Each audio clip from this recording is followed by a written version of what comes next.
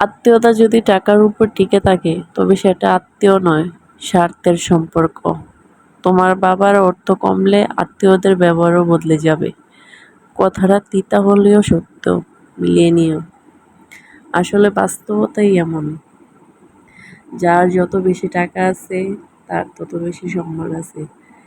যার যত বেশি মানে টাকা পয়সা থাকবে সেই সমাজে বেশি সম্মান পাবে।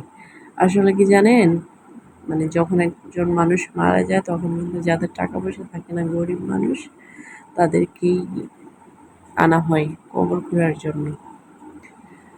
আসলে আমরা কেন বুঝি না যে টাকা পয়সা কি, আসলে টাকা পয়সার হলো মানুষদের কেন এত মূল্য। আর কি জানেন, টাকা পয়সা ছাড়া মানুষের কোনো মূল্যই থাকে না, মানুষ মূল্যহীন হয়ে যায়।